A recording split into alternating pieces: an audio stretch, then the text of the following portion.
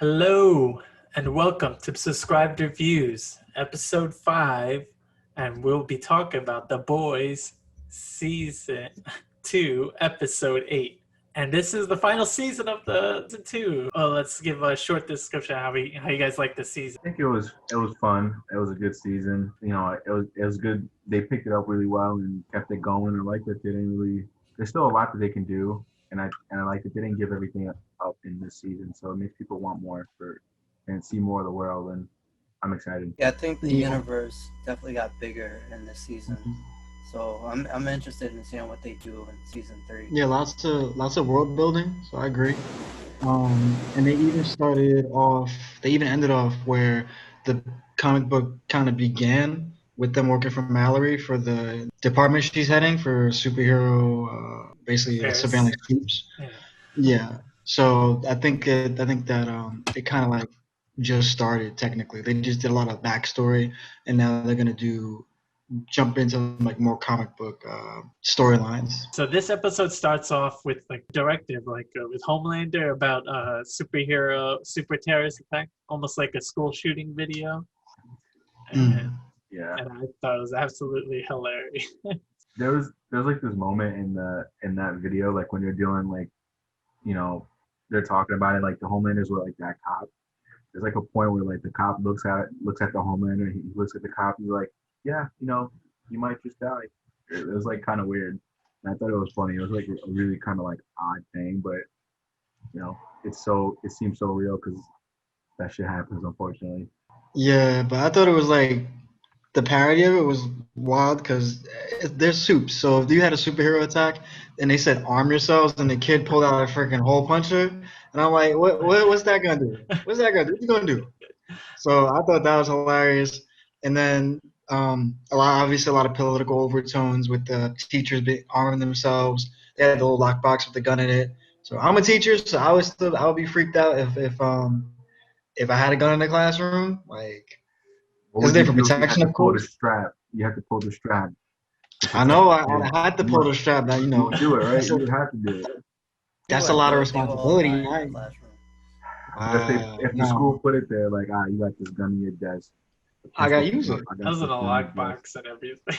It'd be I like- mean, I would hope that they send like if they send me to training to be more comfortable with it. Like I shot guns before, but I would like to go to like professional development training to Absolutely. be more proficient at it. But the whole thing was hilarious though. With the whole what was it ACT or something like that? Arm yourselves. I forgot what it was. But if you looked Cover. at the symbol, it actually looked Cover. like vault. Yeah. Yeah, take over. Yeah, the vault symbol. So they're like prevalent. Them Vault guys, Everywhere. they love the branding. I'm trying to get it. Like, it's all about That marketing is tough though. That marketing is like on point. Got it. Indoctrinate. Big V's out here. Like I wonder how much of this is actually going on in real life with like this, big corporations where they own multiple corporations with like an evil agenda or something like that. You'd be surprised. Like, it's not, I don't even think it's like an evil agenda, but it's like the pursuit of profits doesn't matter like what the morals are. So like, if you can make money doing something that's morally evil, they're gonna do it. Yeah. The scary part, it's like it's not about good or bad. It's just the drive to consume everything and just make profits. And like guns is not gonna work on them, as we've seen many times. So like all of that is like useless, just as useless as the paperclip thing. The whole It's fair mongering. Right? Yeah, like the soups, like it doesn't matter what it is. Like guns not gonna hurt them. But it makes you feel sick. So yeah. Then we skip to the aftermath of the courtroom. And we see them talking to Mallory, right?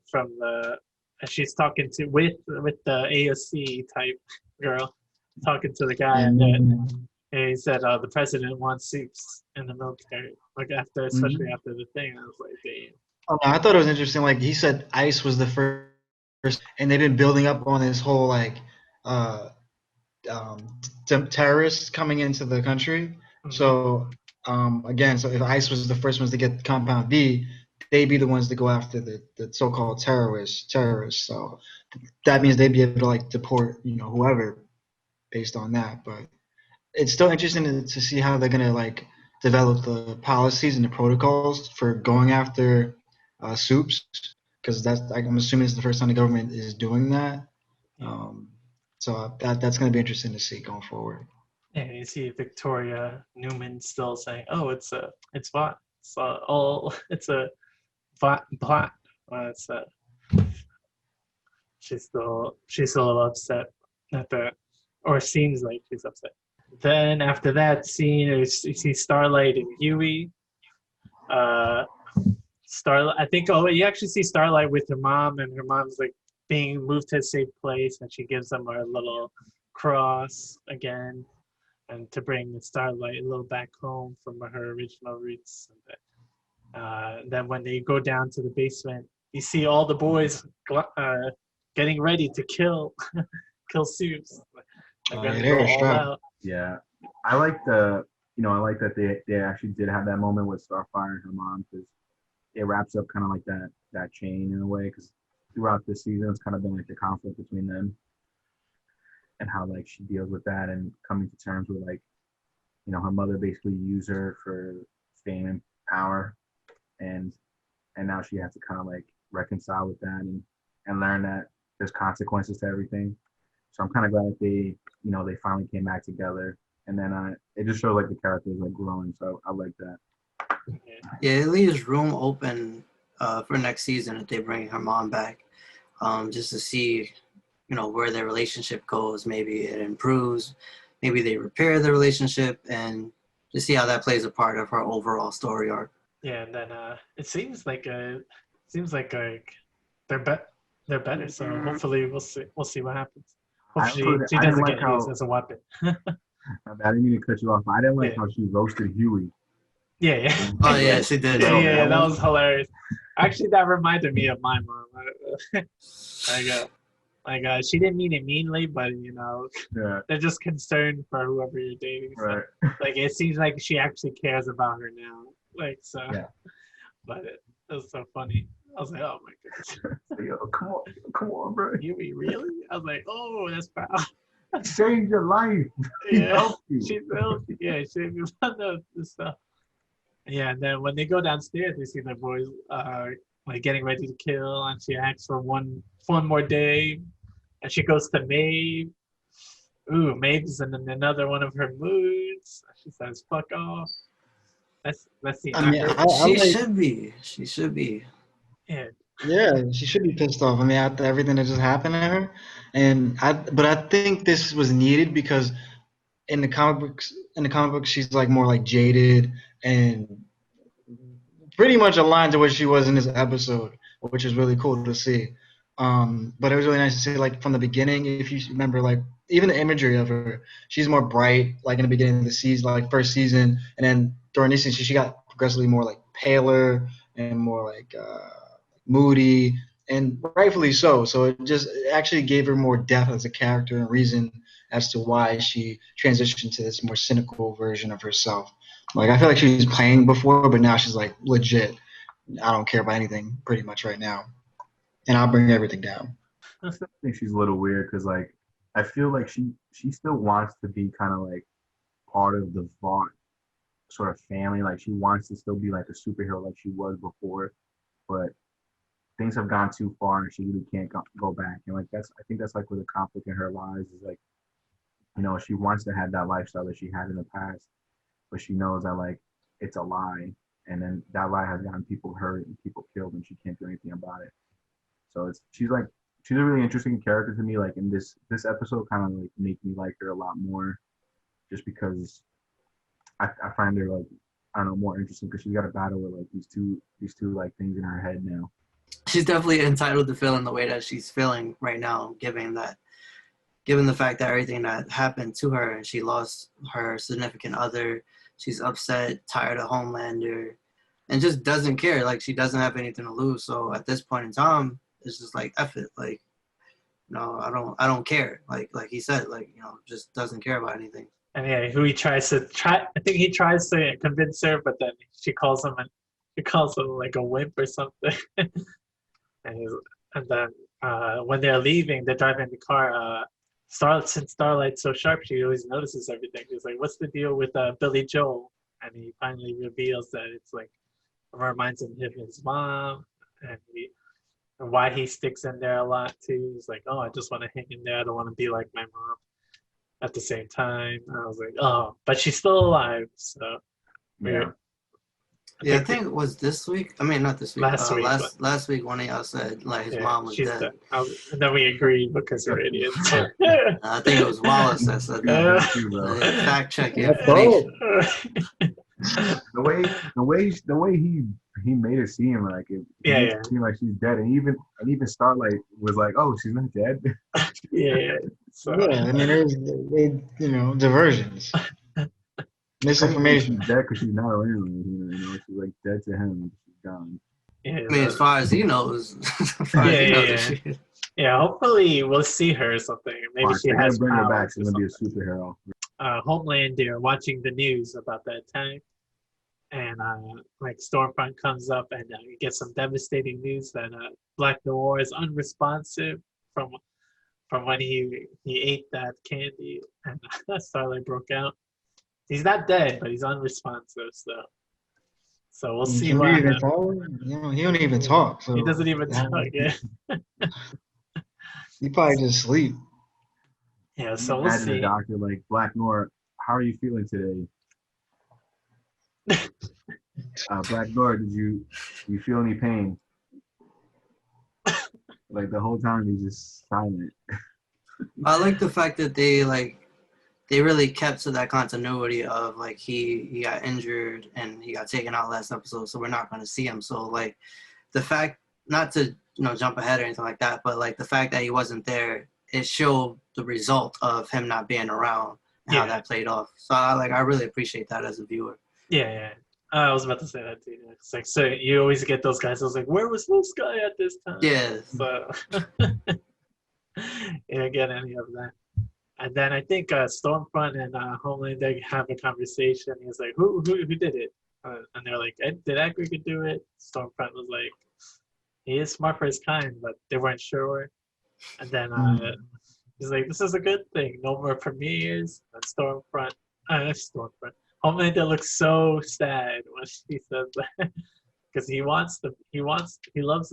He loves all that stuff. So Again, I like how she like subtly manipulated him in the beginning of the season, but when he became too close to her, she kind of was out in the open about like, oh yeah, you're not gonna be involved with this anymore, and I always thought he was somewhat of a simp because he's doing pretty much anything like stay with her because she was kind of that figure that devoted herself to him like he wanted to. Like he didn't have to like earn her love essentially. He was given it because she's a Nazi, so she saw him as their wet dream. Yeah, pretty much.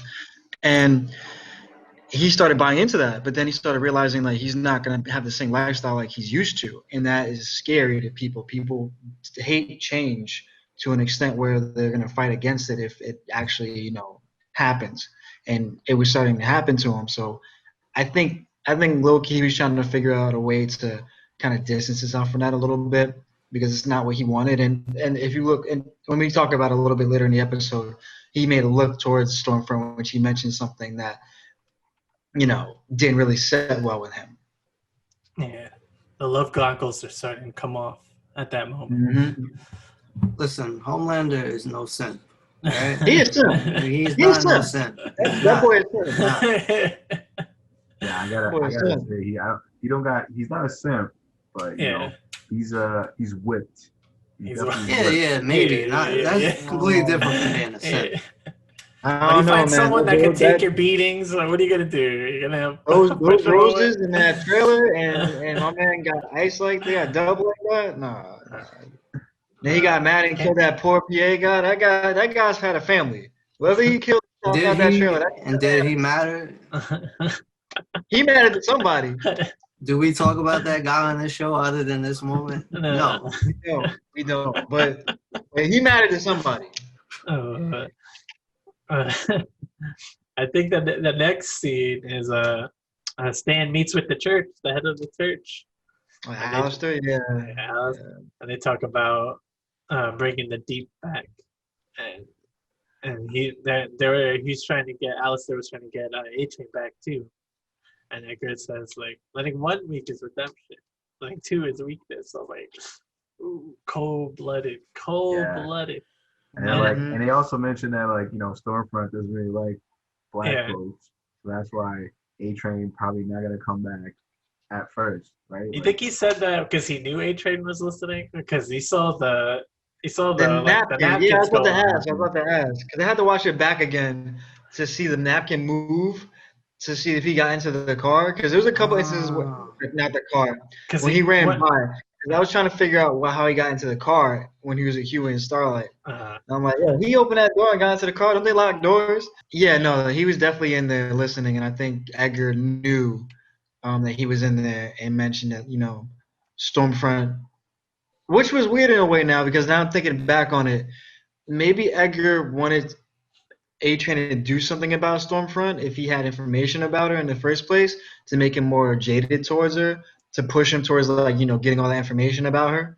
So I think Edgar's smart. The Deep is not smart enough to do that. So he said that to Butcher. He was like, not word for word, I can't remember, but it was basically along the lines of he knows that Stormfront is a racist, but he tolerates her because he doesn't have the luxury of retaliating. He was like, that's like a white guy's thing. And, he just has to deal with it. Yeah. I actually want to believe that he didn't see A-Train there, like, and that whole situation was, like, organic. I like to believe that, it seems like more natural that, like, A-Train, he does have this power. He can, I would believe that like he was eavesdropping, and then afterwards he went and got the documents because I forget the guy's name, like the head of the church. He he mentions later that like the logs say that someone took some documents from our archive, and for me like maybe like A-Train he can beat a camera, he can be faster than the camera, he can be faster than like people can see, but he can't if there's like a certain thing, like a system that you access that takes a log of everyone that accesses it, you can't really beat that unless, with his powers technically. So I want to believe that he heard it and then the information that he gave to Huey and Starlight, he stole afterwards. That's how I saw it happen. Like when I saw the napkin go up, I was like, was that A-Train? And then when it came out, I was like, damn, that was A-Train. But like, I thought it was the invisible guy, but he died in like the But because it was so weird, I was like, why would the napkins just fly up that high? And then when Edgar said, "Oh, you know exactly how Stormfront feels about A-Train," I was like, "Oh, he's raising his voice now." I gotta go back and watch that scene. I feel like that's such an important detail, but so like small that it's easy to miss. And then like Stan does meet Butcher, like Jahan said, and they talk about trying to get the boy, and Butcher doesn't want. He wants to leave the boy to them. He just wants his wife, because his wife breaks out in the begin, in the episode and gets to them. At that point, I was like, Butcher, your wife is not gonna like that. Like, you know her. Like, why are you even making this deal? It's not. I guess maybe he had to do it to like get what's his guy's name, Stan, to to go along with the plan and the deal. But I don't know, maybe he could have did something else to leverage it. Like he knows his girl's not gonna like that. Yeah, so now we see more like Homelander and his son stuff. I think they went to Vatland, or was that this episode? Yeah. Yeah, it was I think it was Vatland. It was like it's like a playoff of Planet Hollywood. It might have been Planet Vought. Yeah. Planet Vought. Yeah, I think it was Planet Vought. Yeah, that was a cool scene, mainly because of all the memorabilia they had around. I might go through, watch it again, and like pause and see what I could see. But that was like a good Superman moment. Remember when I think it was in Man of Steel when he was young and he couldn't really control his powers too well, and everything, like all the sensory things was like affecting him a lot. and that pretty much happened to his son, mainly because his son only interacted with like 4 people. Yeah, pretty much. But all those people around looking at Homelander and Stormfront and taking pictures of them really like affected him a lot. And I thought that was a good moment between him and Homelander, where Homelander showed like a lot of empathy towards his son, like took him away from all that a little later, which was cool. He's still a jerk, but yeah. Yeah. The way he took his son away from the crowd is like, all right, back off. Even from outside until they flew away, it was very like the daddish type of thing. I was like, see, he might be an asshole, but he would be a good dad. He would be good. Like give my man some credit. I love how the waiter was just like, yeah, welcome to, Vaultland or whatever. He was so like, he didn't feel like being there. And then as soon as he sees like Homelander and Stormfront, like his whole body language and tone changed. And I think it's very like very what's the word I'm looking for? It reminds me of like celebrities and their lifestyle with their kids and how like celebrity, they're always in front of the camera and fame, and their kids have to adapt to it. And we got to kind of see that in like a superhero way with, Homelander and his son. And like you said, with the Superman reference, like I think it was important for Homelander to kind of just embrace that dad role and just get his son out of there. Could have been a jerk about it, but he didn't. But I know Stormfront didn't like that like one bit at all. Yeah, she's like, I feel like she probably feels like he's coddling him, like she wants the kid to like be raised, like a Nazi basically, and he doesn't want to. Homelander is like not happy about that. He doesn't really feel like he wants that. I think he just wants somebody to love him, and he thinks like having a kid is like the way, that's gonna happen. So. Yes, especially someone that relates to him, because he went through all that, all that stuff growing up in the lab, and he knows Ryan grew up with his mom, but he doesn't really know anything about his powers, and Homelander feels like, oh, well, I can finally do something to teach him, and he could be like me, or a better version of me. Like, you always got those what ifs now. What if he actually taught his son the right way to use his powers and, not to be a jerk or not to make the same mistakes he made, essentially. I could see Homelander trying to relive his childhood through his son. It's pretty cool. I did see a little Easter egg where like there's a poster, Homelander, Black Noir, and Maeve. And I was like, oh, the Trinity. And then like when he freaks out, you see him. And Homelander also. When they move to the cabin, Homelander shows like he tells him about his first time in the crowd, and he cried. And he was like, oh, wait, Dad, you cried? And then he looked at Stormfront and looked back at his son, and he said, yeah, I did cry. I was like, oh. It's like, see, being a good father. Being a good father. Mm-hmm. But even Stormfront in that scene, because she encouraged Homelander to go in there and talk to him, because he was like, he doesn't want to talk to me. And it's like, it's Homelander, being scared, and he doesn't want to go deal with his son. So I like that scene. Yeah. Yeah, that was a really good scene. I feel like with these characters, like with Stormfront and Homelander, especially Stormfront, she's still like, she still has like a little bit of sentimentality towards, children, because she had a daughter, so she knows that the kids need a little bit of affection here and there. And I'm assuming she wanted to, reinforce that relationship between Homelander and Ryan to take advantage of it eventually, but she's still kind of leading him on the right way to deal with him and how to speak with him, especially when he's upset like that. And the next scene was pretty messed up. What they did with that deep doll that looks nothing like him. That was hilarious. And like they're trying to say, oh, imagine someone you hate and lasering them. And he's like, I don't hate anyone. I was like, see, it's a good boy. This is what happens when you raise him right. And then the most funniest thing said Stormfront said, oh, it's like it's called white genocide or something. Oh yeah, that was the look. That was the look. That was what Homelander gave. And that's what Homelander. I was like, oh, what the fuck? He's like, nah, that's not even real. I was dying. I was like, oh boy, people really believe this. I kind of feel like people actually do believe that though. Like, they do. No, they do. They do. It's like people that. Like Paul Mooney made a joke, right? Like he said, if he saw a white bum, he cries. He's like, "What a waste of beautiful white skin." And I feel the same way too. when I see like white people wasting their talents or their opportunity, I start crying. But when they start complaining about that, it's white people are against white people. That's when I'm like, oh, now you're pissing me off. That's what genocide is people that failed and they don't want to blame anything else but them. That's like her whole character, though. You know, she's like that racist Nazi, white genocide believing person. Yeah. It's just like it's her character. It's on brand for her. Did you guys know what white genocide was before this? No. Yeah. No. Yeah. I thought it was a punk rock band. Yeah, that's what I thought. But nah, documentaries and stuff. We had Isn't that quarantine a time. black so, heavy metal band? Probably. Most likely. They're about to go on tour after this COVID. Yeah, and then right after that, Stormfront gets exposed.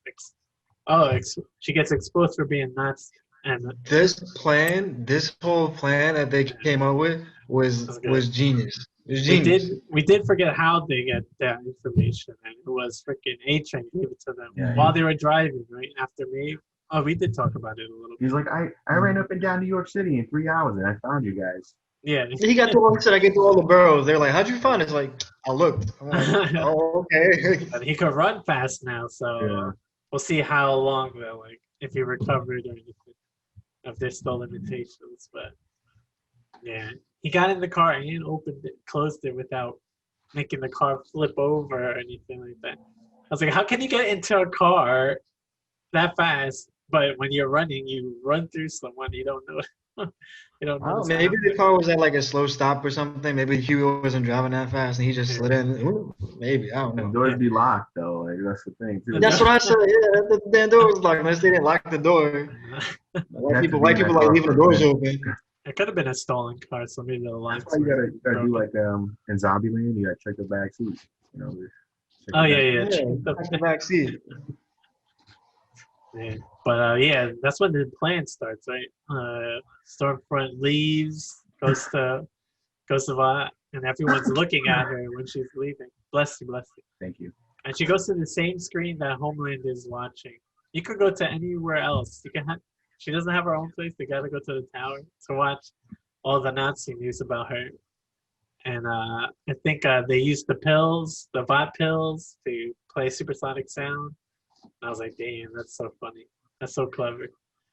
And, That was very smart. I think they had deafening earphones for the kid when they picked him up. And Butcher decides to leave the phone in the thing. And I think the one that really pushed him over the top was like, that's my husband. I was like, ooh. He set those Vought soldiers up. I felt bad for those guys. They're just doing their job, and they walked in, and then Homeland it pretty much was like it's pretty much what happened like when a superhero attacks, and he walked in the room, locked the door, and it was over for them. It was over. It was done. That's what would have happened. They had all their guns and their training, and it did nothing. So that kid with that hole puncher, he would never survive. He should have just took that gun and killed himself, because once Homelander walks in the door, it's already like you And he shitting locked yourself. it. And then he closed the door, and then he locked the door. Just the thought of him closing the door is enough for me. It's like, nah, man. Yeah, they're not even gonna get that far. Like, why lock it? That was funny. And then they were still holding the guns aimed at him. Like, you know what he's capable of. Like, why? Like, I'll be like, look, I'm gonna shoot this gun until I die. Like, I would have lied. I would have just said your son is at X, Y, and Z. Just so Homelander leaves. We're trying to help you. We're trying to help you. Yeah, we were looking for him. I was looking for him. Knows if you're Looking for lying. your son. He can read your heart, whatever. Like, Oh he yeah. knows if you're lying. Oh yeah, that's true. Something, anything. You know, Look, gotta try they're just something. cannon fodder. They're gonna die. You know. I'm mad they killed the black guy first, but whatever. You should have known It's that. No, he was the captain. The sergeant. He was the Yeah, captain, yeah. So, And he was the one that's like, did you get the kid on the radio? I was like, damn, you're done. No. When he said that, I was like, Judging when he came back Jesus out Christ. and he was covered in all that blood. Yeah. It looked like the captain got off pretty lucky by just getting lasered to death, because he did some things. he died He instantly broke because him. he got split Yeah. between his brain got split, so he didn't feel the rest At of least that. it was fast. He was fast. But we got a redeemable moment from Butcher as well after that. when he was gonna send Becca and Ryan away together.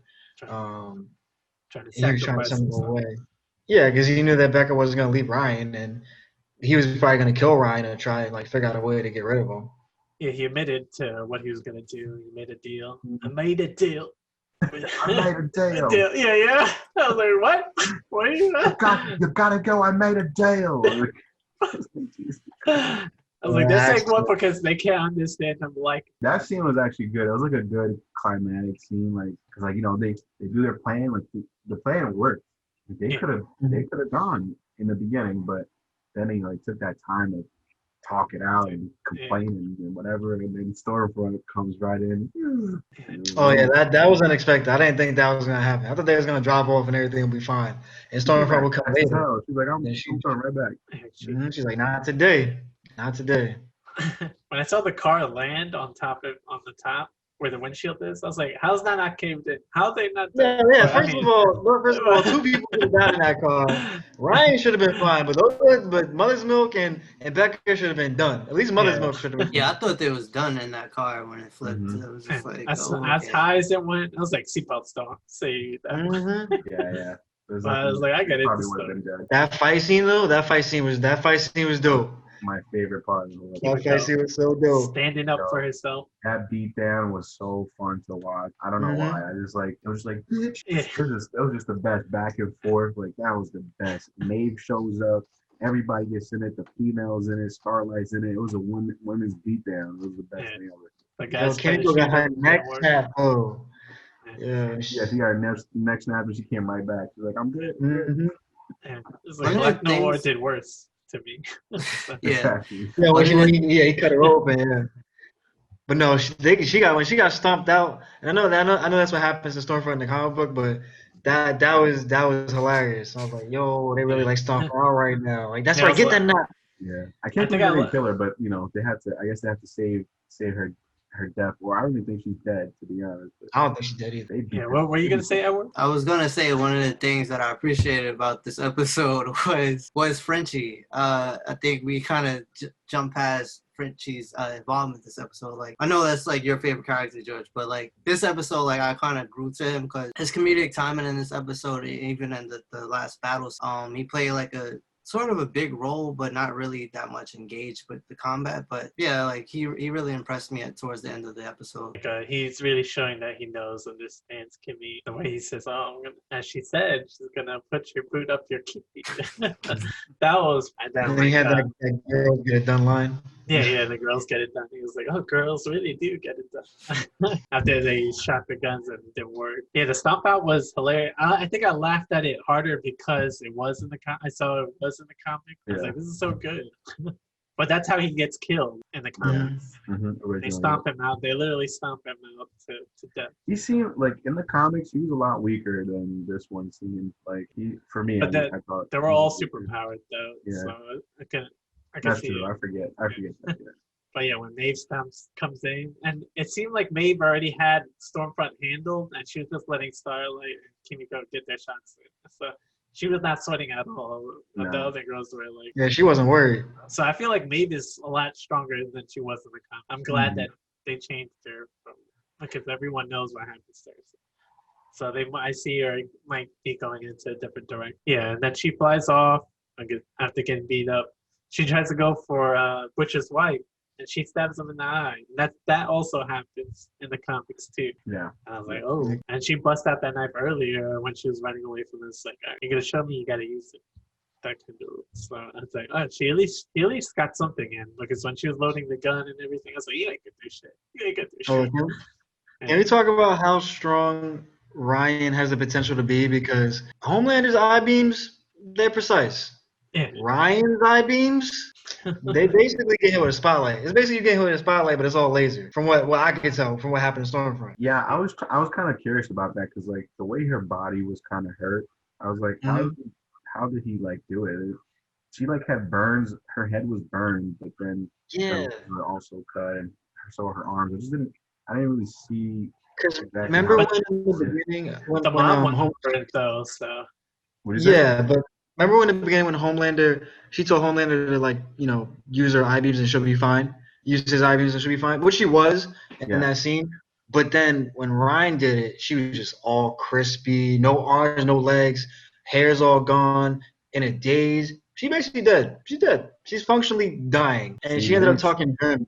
To me, they didn't because they didn't show her like actually dying. I don't feel like she's dead, man. I think she's Oh no, she's gonna come back as a She's cyborg. alive. She's alive. They said she's in a bot facility somewhere. Yeah. But and I feel like if they're desperate, they desperately need to bring her back, they will. But most likely right now, we're probably. And I think if we had to compare like laser beams between Homelander and his son, I would say Homelander's laser beams are kind of like Superman's, and his son Ryan, his laser is kind of like Cyclops, where like that optic glass just destroys everything in its path. Yeah. Yeah, that's a good. That's a And good. then, That's a good. Also, like Butcher passed out as soon as he like lays down. Yeah. So you don't know if he was still staring at her from the I ground, know. doing like Uh, angry and like an anime. The first time you use a move, it's the strongest, and then after that, it's weak. So yeah. it could be that kind of rule. But I also like. I don't think Ryan is responsible for his mom's death. I think she had like a puncture right in her neck, Yeah. and I saw like there was like a lot of blood. I feel like it was when Stormfront was choking. Right. Her grip like went through. Yeah, maybe her like, grip tightened when she got hit with the beam. tightened, So. but they never kind of like mentioned that to Ryan. I think they try to play it off like he's responsible in some way, but Someone tell him that it's not his fault. Just tell him right now Right. before it sinks in. But I guess that was the point. I'm like, damn, it wasn't his fault, but Right. she would have been dead if he didn't do anything anyway. So. Yeah. And that moment where she says, he's good, he's a butcher. You raised him right, or whatever. Tell him it's not his fault. But I guess she did something. Butcher picked up the crowbar anyway, and I was like, it's like, nah, they're not gonna beat up a kid. Nah, they're not gonna do that. lucky that Homeland is. There's no guarantee that crowbar does anything to. Yeah, anyway, there's no you know? guarantee that it was used in the comics, so they keep on using that. They keep on Your boy flashing. Homelander popped up with all that blood on him, looking wild. I think about Homelander, Edward, and the choice he made. I was kind of like heartbroken by his choice. I'm like, I knew he should like console his son, but he didn't. He was just focused on Stormfront because that was his love, basically the love of his life, essentially. So it was just like, come on, man. And then he was so upset at his son for doing this. And it's just, You think he I'm would have still a killed him? supporter of Homelander, but I just, Yeah. I didn't appreciate that. I felt bad for him in that whole scene because he lost Stormfront. He realized he lost her. Doesn't have Becca. His son is not taken to him, so he's alone again. I think I said it before in another episode that he's gonna be at one point he's gonna be by himself, alone, and that's when he's gonna crack. And that's pretty much what we're seeing. Like he's literally alone and doesn't have anybody. Even the people he thinks is close to him, like Maeve when she showed up and she put him on blast, because I thought that was the end of her. I thought that was over for her. He's the strongest person in the entire world in this universe.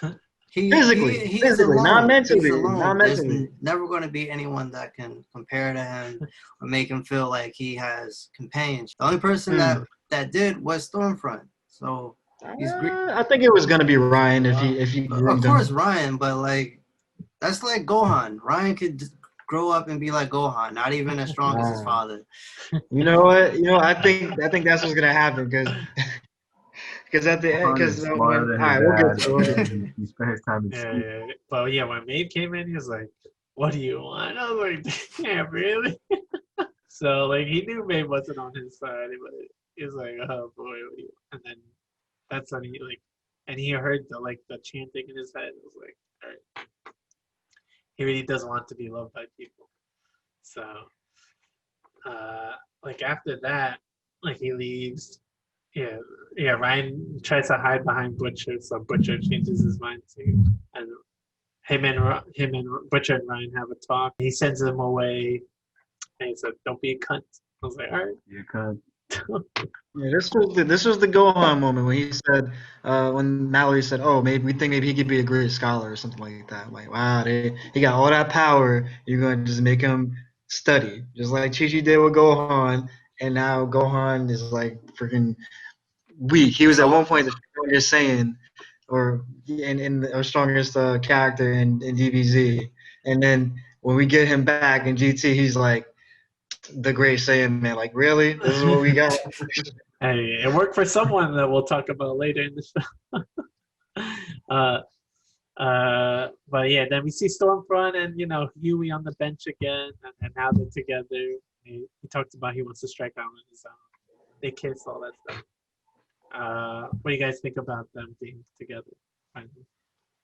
Like that. It was overdue. Yeah, it's overdue. They're good. They're a good pair, and I hope Huey like next season takes more of like a forefront and like kind of like more of like a more of like a I don't know how to say it, like a more commanding position. Like he's more of like a less of a puss. I don't know how to say it. Yeah. Stop being a side character. That's what you guys Yeah, say. like, He being a side you know, character. Not You a gotta, cuck, like, a come fluffer into his anymore. own and take over and start kind of like be a real part of the team. I feel like he kind of feels like a add-on and like a pet for everybody else. I hope he Mhm. like starts to hold his own for the next season. And I think he is on that point because he's like he's got Starfire. He's like kind of starting that relationship up, and he's gonna change his ways. So I hope they show him like kind of grow up in a way. They talk about like Stormfront's been dealt with, and they have Homelander talk, and they show that Starlight is back into the 7, and she's in her old uniform. OG costume. Yeah, and I'm like, all right, who? So they did lead 2 people back in anyway, but she helped them get Stormfront. Yeah. So, and then he apologizes. I think Homelander apologizes for thinking she was a spy. I was like, oh wow, they had He's a good ass actor, bro. Yeah. Homelander is the top tier. I It's bet tough. But he movies knows. that But he knows. Yeah. He knows, but he also they know that he has the video, so he has to play a game, Yeah. play ball. This is kind of like almost like the blackmail in this show is kind of like it reminds me of Game of Thrones, like early Game of Thrones seasons, like all this blackmail. Mhm. If you don't do this, I'm gonna do that. If you do this, I'm gonna do this. Like I kind of like that. Like they're all trying to like one Favors for favors. And then we'll see. I think we see Huey go work for Victoria Newman, and then we see who the head popper is. The It's girl. her. It was her. And I was like, oh. When I see now, like They got- I didn't see that coming at all. I didn't see that coming. No. I was like, yo, no way. Yeah, that was crazy. But when your boy also got his head popped, I was like, wait, who did that? And then they showed her outside, her eyes just flipped. I'm like, yo, that's crazy. Yo, next season gonna be so lit. There's this character in the comic. I don't know if that's who she is, but I'm almost like 95% sure that's who she is. So in the comic, there's this character called Silver Kincaid, and she has similar powers, but they never actually like show it in the comic book. They mention it, but her eyes glow the same way, like that silver sort of glow. You're So I right. think that's who it is. Y'all should look it up. Look up Silver Kincaid. You're right. Tell You me think they're gonna bring the G-Man in? I don't think so, because like that's. No. I don't You think that's a they're gonna spinoff bring actually? It wasn't a spinoff, but But do you think it's gonna be the spinoff that they're gonna do? I don't know. We'll see. Maybe. I don't know. Because I it's see- supposed to be based in a school, and the G-Men were basically a parody of the X-Men. Right. So Mhm. depending on how they go with this, maybe they might be doing the G-Men as a series, That the might spinoff be- series they mentioned. To be honest, this is the first time I'm hearing about it. So if they Mm. plan on doing a spinoff, and it might be the G-Men then. Yeah, I definitely, because I never heard of the G-Man up until like last week when I was doing some research on the boys. So I think I did read somewhere that they were supposed to be in the spinoff in some capacity. So that it might be sense now. Then that makes sense now. Yeah, that makes Because I was thinking back when you said Silver Kincaid, that made sense. It clicked. I'm like, oh, okay, that makes Silver sense. Kincaid. Now I'm starting to feel like that's more likely that's who she's supposed to be. Mm, Because, like- good observation. That's good. Yeah, we'll Good, see. good analogy. Yeah, let's see next season. Someone to play the Soldier Boy. Yeah, Jensen Ackles from Yeah. Supernatural. Yeah, and they said he's going to be the villain, I don't know how he's going to be the villain, but he's definitely going to be replacing Stormfront because, like, Alistair said, he's like, we're taking a very anti-Nazi direction. Well, he's got to be old too, like Yeah, because he was around back then as well. So Yeah. maybe he might. Or He's like gonna a be like parody more of Captain. America. Yep, there you go, Captain America. Yeah. And I watched the Comic-Con panel they had for the New York Comic Con last weekend. They're like, they're gonna bring back. They might bring back a love sausage too. Yeah, I heard that too. Oh, They were joking. Just because of the big reaction that he got. Yeah. Like they want to. And they didn't kill him. yeah, it did. He Yeah. got knocked out. So Cindy's still out there too. Cindy's still roaming around. yep. Maybe she'll fight Victoria and Newman since they have similar powers. Maybe. I don't. I could see them going in a very political direction because Huey's working for her now. So Mhm. so our politic warnings are gonna have to come up more often. We just want to talk about TV shows and not politics. Exactly. It's supposed to be a chill thing. But We're trying to We'll see. chill. But no, I enjoyed this season very much. I'm gonna probably when I have some time, I'll probably watch season 1 and 2 back to back, over a week or so. When, you know. Yeah, for sure. I might do the same. yeah, I like how they spaced out the episodes. It got because you could see how much more popular every week it got too. And I wish they changed the premiere date to like maybe 8 o'clock or 5 o'clock or something like that, so it could trend on Actually, Twitter. I love it like that because Mhm. I get up early for work anyway, and Fridays when I'm off, like I'm home, so like I get up and I'm watching The Boys as soon as like I get up. So I'm watching at like 6 a.m. or 7 a.m. Like I'll be wanting to text you guys to tell you about like do this, but I'm like they probably didn't even see it yet.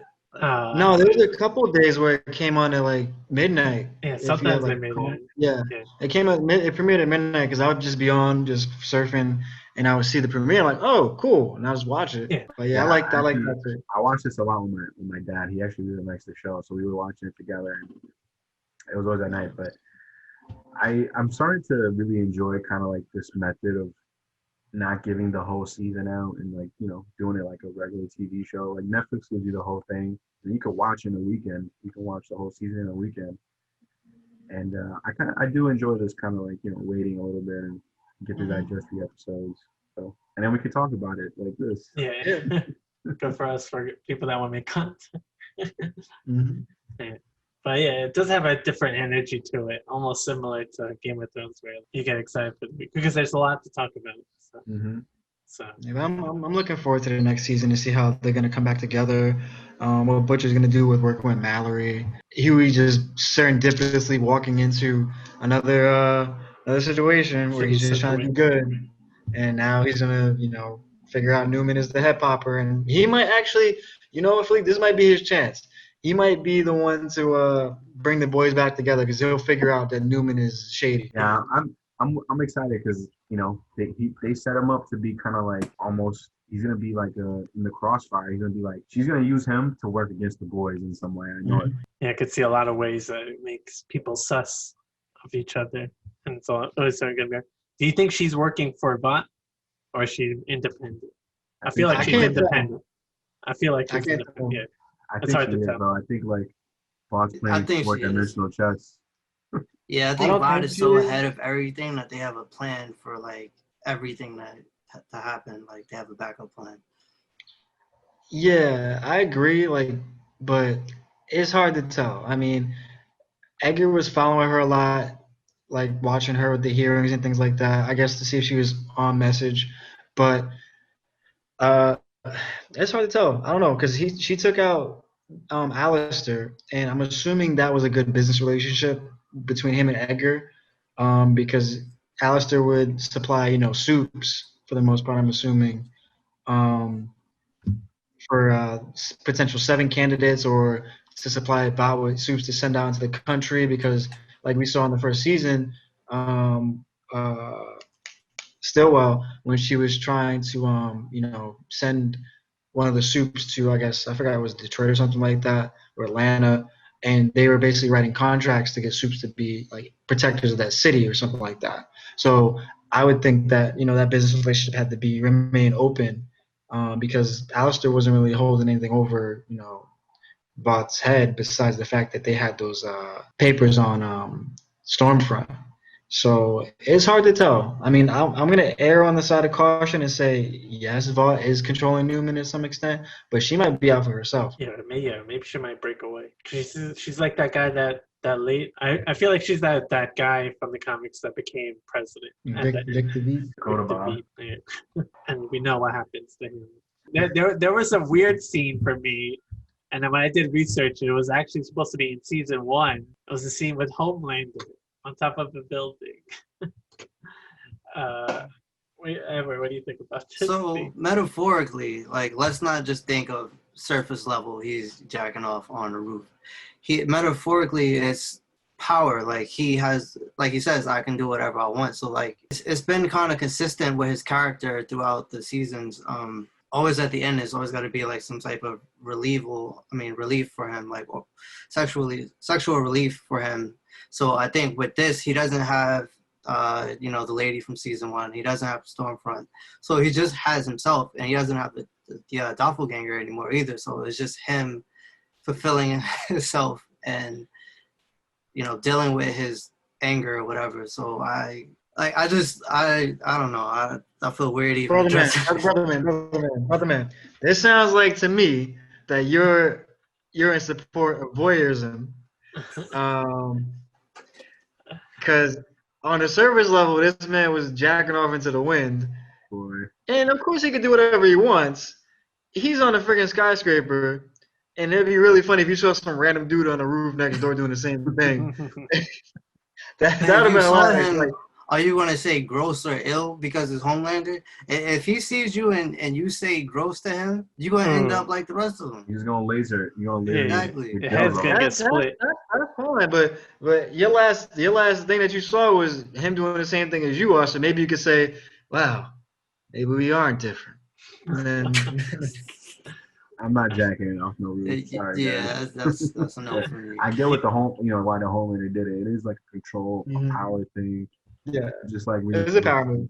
His need to express his power to everybody, and like it makes him kind of like more deranged to me. Like I can't wait for him to crack. He's gonna crack. He's gonna snap, and it's gonna be exciting. I can't wait. It's almost like he had that whole Wolfman transformation when he had the full moon and his eyes start glowing red. When he actually talking about metaphorically, there's a lot of like symbols there for what that you scene can actually look, man. You can analyze it however you want to analyze it. I'm just trying to give you a PC correct answer of what they were trying to depict. When Batman says, "I am vengeance," Basically, I am yeah. That's it. Nobody says anything when Batman does it. Yeah. This is his own thing. You think it's one of those situations where you drop a dime and it falls and kills someone? You think that cum shot is gonna kill someone? Man, imagine you just get hit with super jizz and just melt. Just start screaming like. That's sad. That's sad. That's a sad way to go. So it would be reported like someone dies from bird shit. What is the coroner? What is the coroner to tell your family? That's it for this week's episode of Subscribe Reviews. I want to thank Protect the Leap, Jay Holland, and Mr. Wallace for coming this week again, as always. And make sure you like, comment, subscribe, and make sure that notification bell is on. And we will see you. We're not sure what we're doing next week, so it'll be a nice surprise for y'all. And we'll see you next week. Peace. Later.